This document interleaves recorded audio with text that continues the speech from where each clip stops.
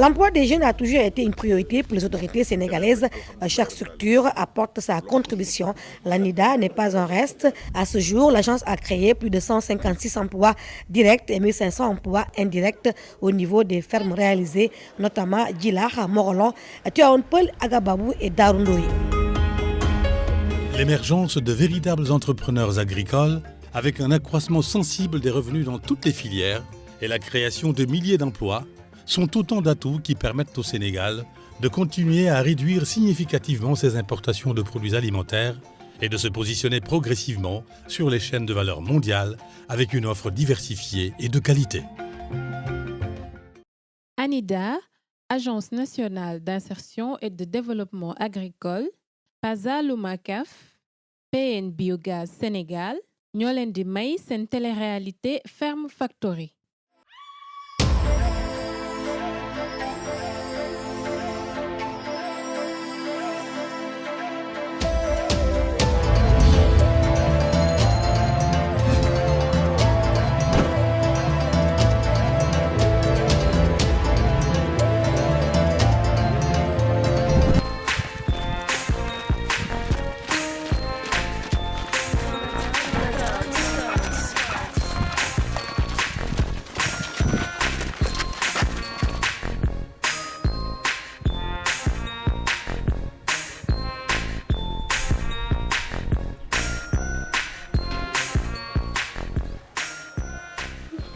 dama leen di jox exemple tey su tawee ma pare ma taw bi dem suuf am na xet bu muy joxe ban xet la guus mais voilà mel ni lu guus de un day guus de deux insectes yi duñ fi nekkati dañuy dem seen yoon ndax lekk amatu fi ça veut dire que micro li ngeen xob yi ngeen gis nii yëpp dañuy disparaître après suuf lay nekkaat mais suuf bu tooy.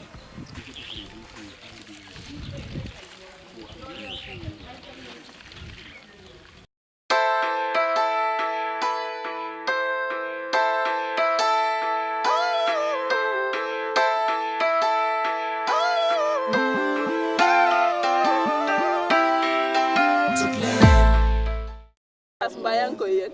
non instant moom maa ngi koy dund nice. oh Badou. moom naan paradise la quoi. borom xam it tey mu fi am. borom Modou. waa Sédhiou ba nga waa Sédhiou. borom Sédhiou. naan ko Modou xamee rek génnee wax. amul xam moom. waaw air pur bi la. yaa ngi woon borom. dina ma tarara. di jeexal mooy mbantamaare. moo ñuy faj. bu ñu feebaree moo ñu jox mbantamaare. ba tuddee ko mbantamaare ah. dañoo feral ci mbant yi.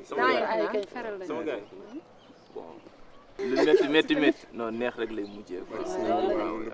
instant yi moom waaw xeeti nag yi sonalatuñu naaj bu tàng bi sonalatuñu xam nga mais xaas instant yi moom ñu ngi koy dund quoi. xaas li ñu doon wax rek.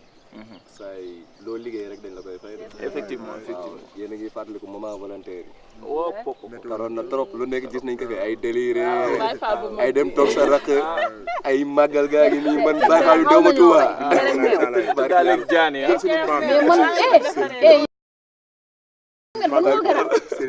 gaal yi moo garaaw. diggante rek Caaroy. boo leen xoolee moment boobu ñu nekk ci gaal gi départ poste Caaroy di dem Joal ñu gis ne diggante distance boobu noonu liñ daj ci géej gi ay yëg-yëg gi ñu doon am ñenn ñi tiit ñenn di bokkatu ci ñenn ñi ñu ne ñoom dañuy bàyyi seen activité yëpp fii bàyyi lu mel ne tool yi fii liggéey gi nekk fii ne gàññ ñu ne dañuy bàyyi loolu dem Barça gars yi dañuy xaru de. man moom tiitoon naa ba tiit. surtout sama tànk bi damm foofu. man ma duggee ci gaal bi laay wallaay damaa tiit. man dama doon imaginer nit naka la mën a dundee ci biir gaal bi di daw distance boobu. ñun nag en tant que jeune jéemuñu fonk li ñu moom toog liggéey suñu réew ñu naan dañuy jéem a dem ñoom li ñu doon bañ yëpp seen réew fi mu toll ñu ngi koy def lépp lu ñu doon bañ seen réew jamono ji ñu ngi koy def donc ñun bu ñu fa demee lu ñu fay def sonal suñu bopp amul lenn loo xam ne dañ ñu ko may pour ñu liggéey ko foofu pourquoi pas ñu toog suñu réew suñu suuf si suñu ndox mi ñu am ak suñu peu de moyens yi ñu yor ñu jéem a émerger réew mi xool neneen ni ñuy def pour développer réew mi. waaw ñun suñu suuf nag duñ ko jël ñu liggéey si man de xam naa ne am naa amour boo xamante ne ci mbay bi am naa benn amour boo xamante ni samay tomate yi ku leen laal sam day mel ni sama xol ngay jam. volontariat bi métier bu rëy lañ ci àndal ak contentement bu rëy parce que boo amee say tool da nga ko war a sàmm doone nit ñi dem nañ rek man dama war a dem da nga war a toog sàmm say tool. bu may volontaire wu man séntu mu woon sax ndax dina am confort ba ñu indi ma fii dama kaa def naturellement parce que dama doon wax ni man dama jóge ba Sédhiou ñëw ba fii yow 5 jours yooyu mënuma delluwaat ba Sédhiou ñëwaat kon ma toog rek benn yoon comme que tool yi sama ñun ñoo ko moom man awma benn awma programme bu may def wala awma lu may lijjanti Dakar jarul may dem naa toog rek te gis naa ne aussi amal na ma tey njëriñ nit boo leen bokkee dara moom bu ci bu amee soxla war a dem soxla yow amoo soxla mën nga toog nga xaar ko. instant bi dañoo kontaan suñu xol dafa sedd man instant bi dama firi ndax ñu indi la fii nii fii Palm Beach ñu indi la fii si Palm Beach ngay dund leneen instant maa ngi dund àjjana billaay maa ngi dund àjjana bu baax.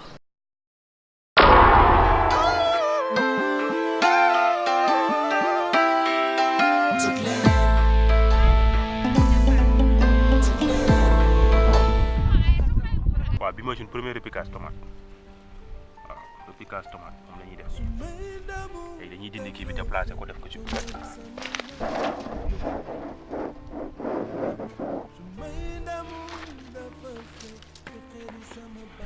voilà tey ñoo ngi fii ci pépinière bi di dindi suñu tomate yi nga xamante ni nekk na à terme am na fi 25 jours bañ ko pépinière ak léegi ñu war ko jël. ñu repiquer ko ci hectares yu ñu labouré fële léegi tey travaux boobu moom la ñuy def ci suba gi nii moom la ñu système la xam nga soo koy xëcc parfois bu nga xëcc mu àndaale suuf si pour humidité bi des ba sinon su tegoo lu yàgg rek day wow parce que instant bi lu mën a repiquer 1 hectare lañ fi def 1 hectare. waaw benn 1 hectare lañ ci def.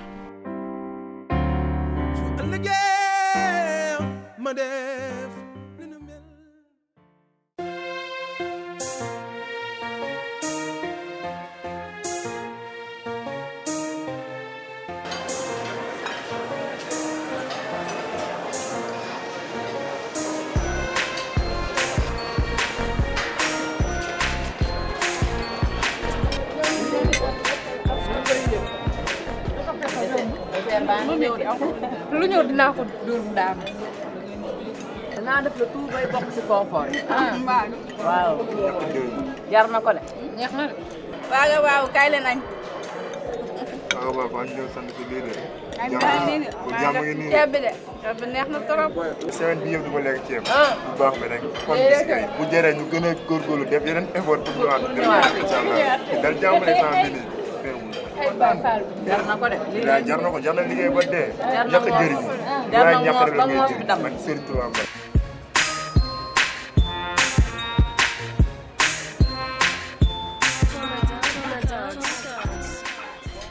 volontariat boobu nekk na loo xamante ne marqué nañu trop boo gisee volontariat boobu dafa tax ñu gën a suudewu nekk benn. li ma dund ak ñoom la parce que dund nañ fa lu metti loo xamante ni si ñoom dund ma ko ak keneen. confort bi aussi mën naa ne responsabilité ci la bokk ci lu koy maye volonté ci la bokk ak esprit de solidarité. neex bi tamit mu ñëwaat ñu dundaat ko comme nii ñu fi nekkaatee en famille nii ñu dundaat ko tamit mu neex famille boobu tamit day gën di suudewu parce que dund nañ lu metti dund nañ lu neex.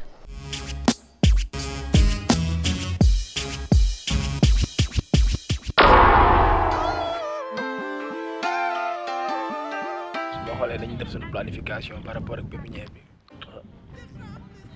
25e et 30e jour bi mu war a toll ci ñu repiquer ka donc ci loolu lañ nekk nii tey jii ñu sant yàlla tamit parce que pépinière bi def nañ ko à 2 reprises bi moo nekkoon 3e reprise bi muy doog a baax mel ni jàng nañ ci lu bari donc tey jii dañu amaat beneen sentiment de satisfaction. dama jeexal dama jox ma yeggal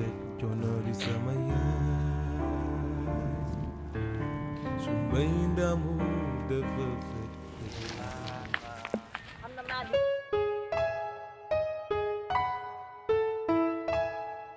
bu fekkee ne lii mooy récompense bi rek.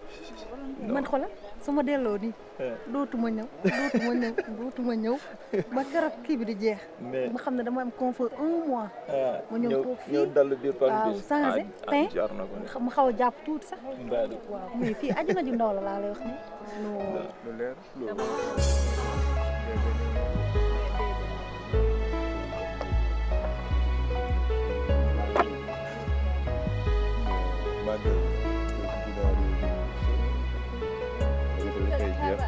complicité bi mais pas clan parce que ñu ngi sekk ak ñëpp jàmm ci biir ferme bi xëj na li ñu vivre ensemble loolu moo waral suñu rapprochement bi ndax moment de douleur ay moment yu grave lañ dund ensemble sans volontariat looloo tax instant yi ñu nekk ay complice nii loolu rek la mais du question de clan wala dara parce que ñëpp lañ sekk ak jàmm. qui veut dire que ne rek nekkoon na moment yi nga xamante ne métti woon na mais métti bi aussi tamit daan ñu ko woon gis parce que ni ñu soudé woon la ñun suñu biir. woon nañ ba mu yàgg sama genre gi nga xam ne macha allah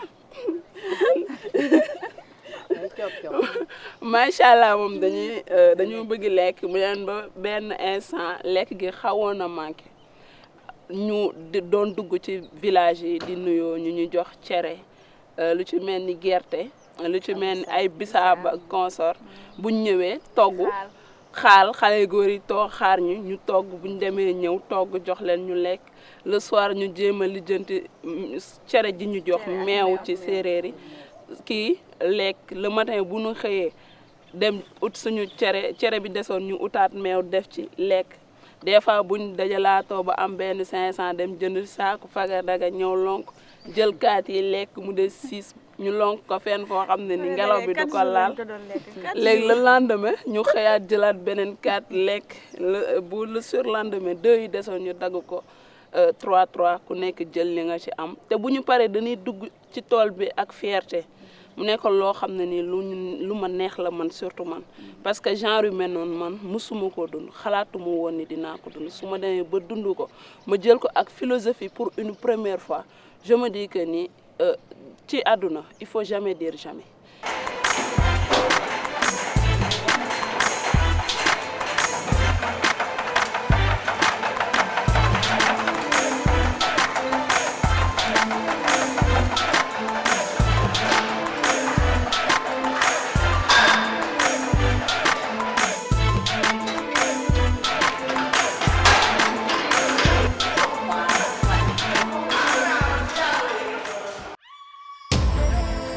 suñu deuxième penc bi ak magum tool xawoon na am ay jaxasoo parce que dañoo toogoon ñu def suñu réunion en tant que candidat dañoo gisoon ne chaque fois ne dañuy wax nañu voté comme premier penc bi léegi on s'est dit que ñun nekk ñun ñoo war a voté parce que ñun ay candidat lañ. une première fois dañ ko décider toog ñu ne il faut que ñu voté soo voté oui wala non l'essentiel tu as voté ñu def ko ñun ñëpp ñu voté une deuxième fois ñu toog ne bu ñu voté et je me suis posé la question le pourquoi bu ñu voté. si biir vote bi nag comme ni ñu koy waxee rek chaque fois day am trahison am na ku ñu trahir dem voté muy benn nit malheureusement moom lu mu bëgg moo mujjee remporté ak suñu kaw. tey lii la ñu décidé lan nga ci xalaat ma wax la ci sama xalaat mais soo ñëwee tey ne lii la ñuy def c'est parce que c'est déjà décidé sama avis même su ma ko waxee du compter. nañu bàyyi def ku nekk def sa choix quoi comme kii voté 1 bi noonu duma ko blâme nu ko def dama naa choix am la def xëy na yëg-yëgam la def. su fekkoon ni première penc dañu toog ñëpp ne duñu voté kenn voté wul parce que on veut protéger nos amis là man je serais d'accord mais mënul ñu toog premier penc ñun ñëpp ñu voté deuxième penc ñu ne ñun duñu voté man loolu laa mënul comprendre le fait que on veut rejeter certaines personnes et protéger d'autres man loolu noonu laa mënul accepter. bëgguma fi personnellement bëgguma fi woon taxali ko ak kenn que muy Thierno que muy Ibrahima Niang que muy lii guddi googu yëpp nelaw ma tout le temps dama doon nekk di waxtaan ak Thierno di wax parce que daf ma metti en réalité. bi ñuy tàmbali émission bi woote wuñu pour nouer ay relation wala leneen ak leneen mais dañu ne compétition la dina am ñoo xam ne ñooy génn am ñoo xam ne ñooy des. au moment des penc c'est le moment de donner sa décision et nit ku nekk ci ñun fii nii tey war nga am une décision boo xam ne ni sans l'influence de personne nekk loo xam ne boo koy def tu quittes avec ta conscience et soo tëddee nga nelaw je pense que nit lu muy def lu nekk rek war na cee ut une tranquillité d'esprit. jàngat bu rëy laa ci am parce que loolu tamit war na mën tamit nit aussi faut savoir prendre ses propres responsabilités foog ngay jël say décisions des fois day am moment yu difficile mais il faut nga mën a trancher te en plus xëy na esprit compétition boobu noonu peut-être que ni benn instant dañ koo jëloon à la légère mais instant bi gën nañu comprendre que ni compétition lañ nekk duñu ay ennemis ay adversaires rek lañu lépp lu ñu war a def war nañ ko mën a def ci adversité boobu noonu rek. moi si jàng que ni d'abord une fuite de responsabilité premièrement fuite de responsabilité dans la mesure où nous sommes une jeunesse et que nous nous considérons comme l'avenir de demain et les leaderships de demain. yaa ma neex mënul jëmale kenn fenn tey mën na laa neex bu subaa bu la neexul perte nga li nga jot a passé su ma yëgoon ngay wax et su ma yëgoon je pense que ni esprit bu nit ñi war a dépasser la surtout nit ñi nga xam ne ay xale lañu bu la dara jaral wala bu la kenn jaral ba nga def loo bëgg tey ci tey am na ñoo xam ne ni tey décidé nañu voté wuñu mais après dañoo toog ne man de bëggoon naa voté ci lan parce que kii ñu bëgg a voter lii ñu koy reprocher moom la mais mënuma ko woon parce que c'était une décision boo xam ne ni dañu ko jël et je devais accepter dans un groupe quelles que soient les circonstances il faudra accepter je pense que loolu du responsabilité nit même booy dee li ngay def li ngay wax ci sa kanamu morom ak li ngay wax ci sa ginnaaw na nekk benn ci décision yoo xam ne ni du pour protéger un individu mais c'est protéger un groupe c'est promouvoir l'émergence mais aussi un changement de mentalité mais aussi la promotion des valeurs. Thierno bi ñu ko nominé moom mu am tolluwaay ne peut-être waruñu ko woon nominé parce que mi ngi doon jéem a def benn progrès pour tolloo ñëpp niveau bi nga xam ne fa lañ toll après ci la dem comme suivre tour compétition bi acte boobu man yaakaar naa ne jaru ko woon mais dafa am jàngat bu ci am.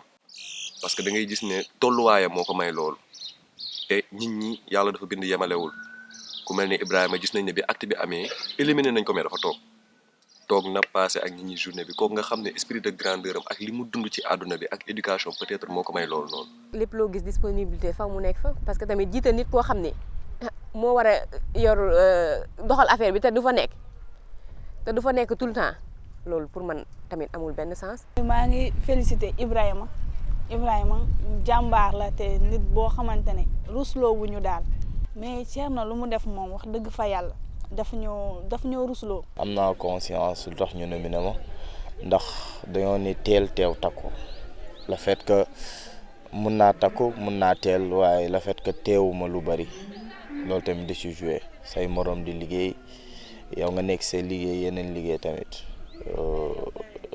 mun naa ni suñ la nominé yoon la ñu nominé la.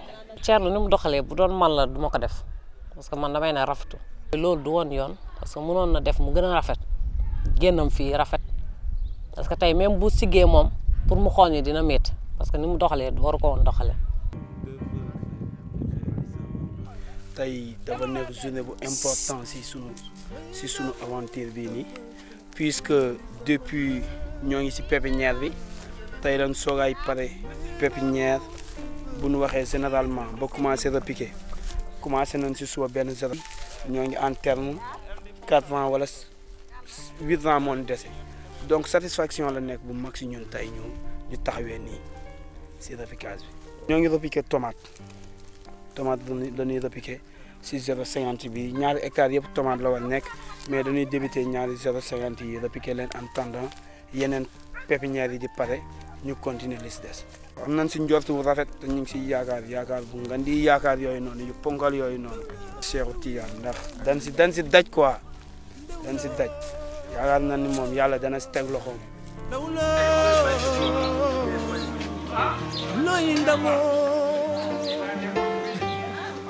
Mais là, on doit choisir. yaa ngi ci biir.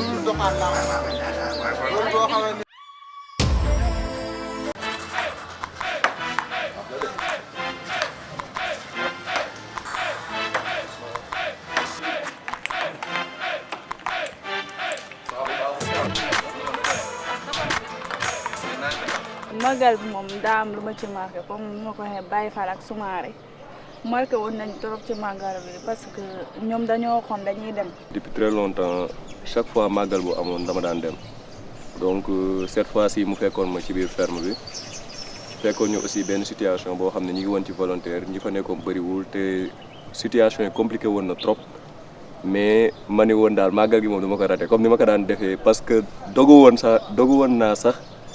mais màggal moom fu mu amatee damay dem ci laa trouvé solution ma ne xaaral ma woo sëñ bi xool bi ma wootee ki nga xam ne ci moom laa kii sama wasi la naan ko mënumaa ñëw expliqué naa ko ci li nga xam ne loolu laa nekk bi ma ko waxee ne wàllum mbay ci laay yëngu jamono jii dama nekk ci compétition boo xam ne wàllum mbay la ak élevage expliqué ko moom ci boppam da cee kontaan parce que dafa ne jamono ji loolu bokk na ci li nga xam ne mooy mën a doxal réew te li ma njëkk a wax tamit wax na ma ne ki ngi fi nekkoon xalif sax joxe woon na ndigal pour ñu dellu ci tool yi.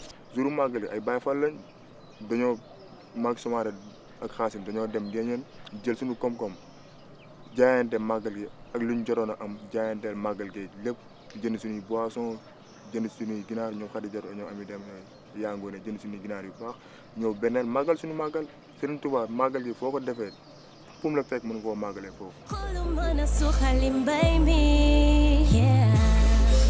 jot na saytu xoolu jëmale kanam mbay mi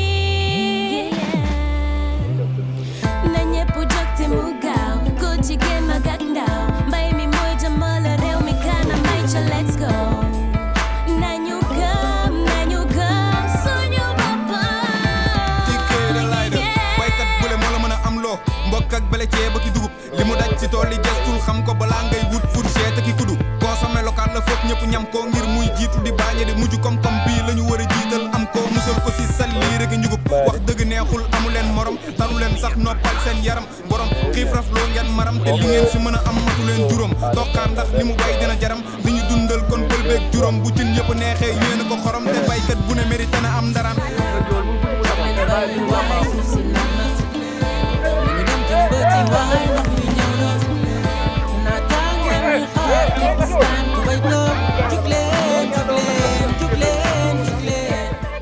mooy comme li magum tool di wax rek mu ne kuy liggéey boo tëddee di noppalu moom muy liggéey à la place que yow fi ngay sonne moom foofu lay noppaloo maanaam moom mu waree noppale yow yaa koy liggéeyal donc il veut dire que ne rek sonn dafa am solo trop ci ndaw.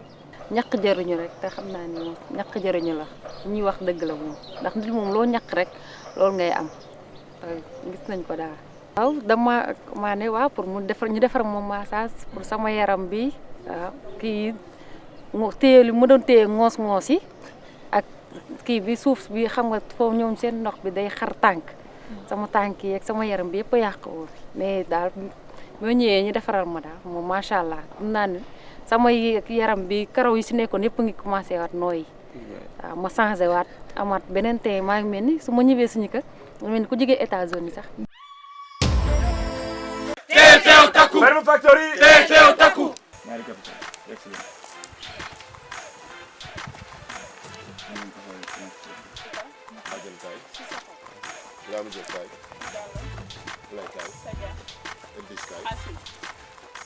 benn jeu bi travail d'endurance la travail de force li ñuy def mooy am ngeen ay gadget fële ci kaw donc da ngeen war a def premier jeu bi mooy da ngeen war a def fii tour ku ci nekk 30 secondes la ngeen def tour sur soi-même puis ngeen jël dem seeti ak gadget yi.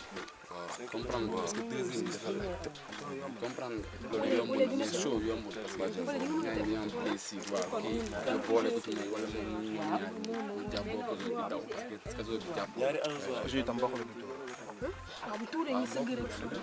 ñoom nañ am maîtrise boobu ñoom ñaar règle du jeu ñaar ñi njëkk dem laa soxla ci kanam alors yéen ñaar balaa ngeen di dem da ngeen di teg seen baaraam samp ko wóor ko 30 secondes ok ngeen wër ko 30 secondes may soo ko signalé ngeen dem boo leen déggee sifflet bi mooy te war ngeen dem boo leen demee da ngeen di jël brouette bi indi ko dawal ko indi ko jaarale ko ci biir ku nekk dem ci wet dem tëkk deuxième personne yi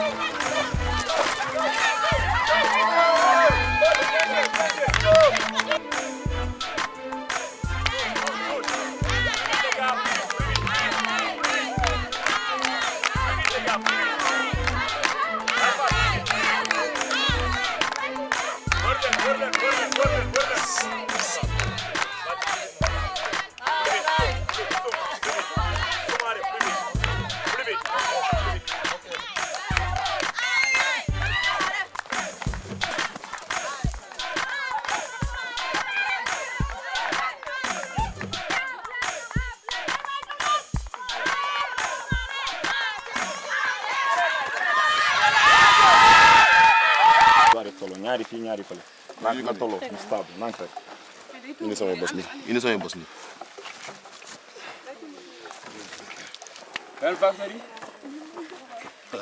ana kabi celui-là ok ñaari bu rek kan moo njëkk man maa njëkk super ñaari saako yi kan moo njëkk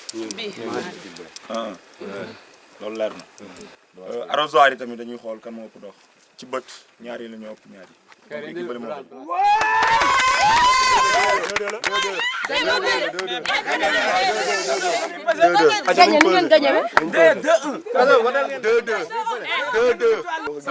kaso bi nii la ñëwee. c'est bon ok c'est bon. ak dégloo s'il vous plaît. lu ñu am 18 maa tegu beneen équipe jël nañ seen kàddu. ñu ngi si presque 19 et demi. ana kapi. Farm Factory. teew takku. ok kapi ñëwul taxaw na donc première compétition bi kapi sa loxo victoire.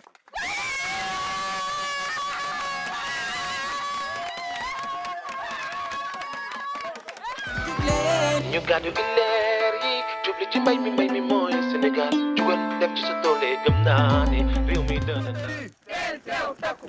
Farm Factory. teew takku. Farm Factory. teew takku. Farm Factory. teew takku. Farm Factory. teew takku. Farm Factory. teew takku. Farm Factory. teew takku. Farm Factory. teew takku. Farm Factory. teew takku. asalaamaaleykum. waaleykum salaam. ngeen yendoo. sant yàlla bu baax. toog leen ñu waxtaan. garabu àll yëpp àndee ne dañuy wut tool di ko bay lundi kii bay mercredi kii bay jeudi kii bay Bouki ne moom bokkul ci tool bi mu ne moom bokkul ci tool bi bayut waa këram duñ bay malheureusement pour moom bi ñu demee ba nga xam ne bay nañ ba duy sàq bi ba sàq mi fees këram lakk léegi lam dencoon bëgg koo dundee léegi amatul muy def bu guddi jotee mu dem ci sàq bi mais bu sàccee ba pare comme il pense qu'il est intelligent bu sàccee ba pare day dem jël nefere nag yi dem duy ko ci nit ñi duñ xam ne ci suuf laa koy dindee ñoom duñu xam ne sàq maa ngi wàcc ba benn jour lëg bett ko bi ko lëg bettee wax ko dara dafa dem rek wax ko gaynde ñu convoqué rabu àll yëpp ne leen ndekete ñun suñ sàq mi dafa mel ni xet gi changé na xeeñatul dugub leneen lay xeeñ biñ xëyee ñu woote conférence ne kan la bukki croiser les bras ñu ne ko bukki kan la mun a def naa ne bu ngeen laajoon golo daal moo war na cee xam dara parce que def naa ne golo mooy yàqkat bi mu waxee loolu mu influencé nit rek ñu dem attaqué golo laaju ñu ko abim moo tax nit même sa doom buñ ne la moo def déglu ko ñu attaqué ko dóor ko mag ñi nee nañ golo foofu la jógee ñaaw mag ñi nee nañ dafa rafetoon mais dóor yooyu ñu ko dóor moo soppi bëddi moo tax mais golo biñ ne ko da ngaa ñaaw def na ñaaw ma sama baay laay nuroo waaw nee na nag golo dafay wax ne nga judd nuru sa baay lu mu ñaaw moo gën nga nuru sa xaritu baay xam nga dégg ngeen fi mu waxee xaw ma ku mbis ree nga de waaw mu ne nga judd nuru sa baay moo gën nga judd nuru sa xaritu baay léegi biñ ko dóoree noonu dégg naa ba changé kanam gi après mu ñëw ne leen tooñ ngeen ma de mu ne bàyyi leen ba 2 heures du matin yéen ñëpp ngeen dem toog ci ginnaaw sàq bi 2 heures du matin bukki ñëw bi mu ñëwee ndekete ñoom vidé nañ sàq mi ba mu jeex ay jaan lañ ci dugal jaan moo ne bàyyi leen man ma nekk ci biir sàq bi léegi comme kuy sàcc du xool dafa ñëw dugal loxo bi bu ko dugal rek jaan yi attaqué ko commencé matt mu yuuxu benn yuuxu xalaat ne su yuuxo waa dëkk bi dinañ xam ne moom la mu noppi mais bu noppee jaan yi gën a matt mu gis ne dëggate tool bi waa dëkk bépp nga toog ci tool bi doon xaar rek bët set ñu ne ko waa bukki yow tool bi ba ñuy ruujoo bi ñuy jiwoo bi ñuy buddiwoo bi ñuy déqiwoo yow léegi looy def ci tool bi ak looy def ci sàq bi mu ne dama doon xool ba xam golo li ñu ko dóoree jaroon na ñu dóor ko ñu ne ko bukki loo bëgg a wax mu ne dama doon vérifier ba xam golo li ci sàq mi neex na neex goo xam ne jar na ñu dóor ko dóor yi ñu ko dóor moo tax ma doon bëggoon a ñam li ci sàq mi ñu ne ko loo ñam mu ne matu jaan ñu ne ko loo ci jëlee mu ne boo ëllëgee ku bay ma bay ku bayut ma bay xam nga yéen a ngi dégg waaye boobu xaw ma naan tool bi sa doole ku bay ma bay ku bayut ma bay foofu loo jógee kon nag mieux vaut nga bokk ci ba bu ñu koy séddale booy jël sa wàll doo rus on ne perd jamais gis nga agriculture mooy loo xam ne munoo ñàkk confort Edwige yaag Mariétou yëkkati leen seen loxo seen jëkkër yi duñ ñu gën seen jëkkër yi duñ leen bàyyi ngeen nekk fii ci biir tool bi ah te ñun duñ leen delloo njukkal donc liñ bëgg mooy ngeen tànn yéen ak seen i jëkkër comme toog ngeen lu yàgg gisu leen taaju leen ndekki taaju leen añ taaju leen reer au moins ñu may leen benn weekend boo xam ne di ngeen dem ngeen baalu leen àq pas kër ga de hôtel encore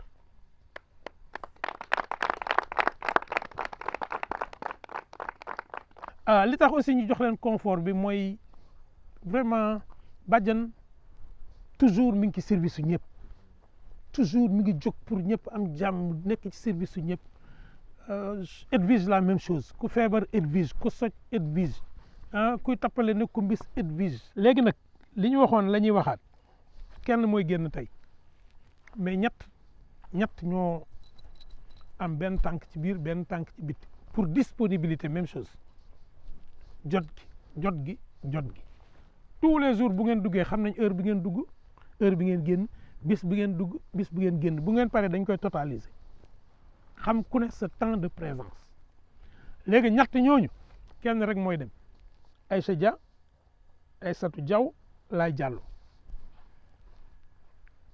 kan mooy dem kan ngeen jàpp ne moo gën a ñàkk a teew ngeen bind ko bu ko defee ñu yeewi ko soog a nag xaaj groupe bi ñaar muy ñaari équipe de 12 ku ne yor sa toolu bopp nag di ko bay.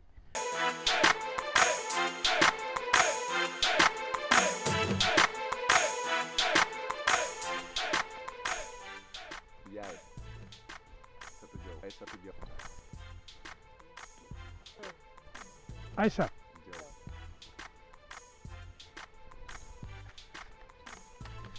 Oui, on vérifie bien. Aïssatou Diaw. Aïssatou Diaw, 18.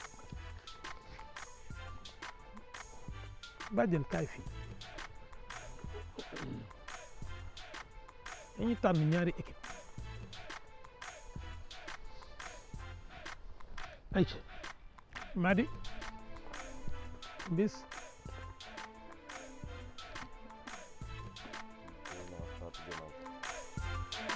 Fatou.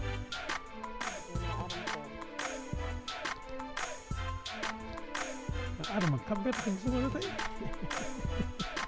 léegi équipe yi da ngeen di nekk ku nekk sa tool mais da ngeen di am ay compétition individuelle ak ay compétition équipe di am ay points yu ngeen di engranger ba bu ñuy def suñu prochaine penc day nekk rapport équipe ba pare nekk rapport individuel mais bii yoon yéen yéenay xool ci seen biir équipe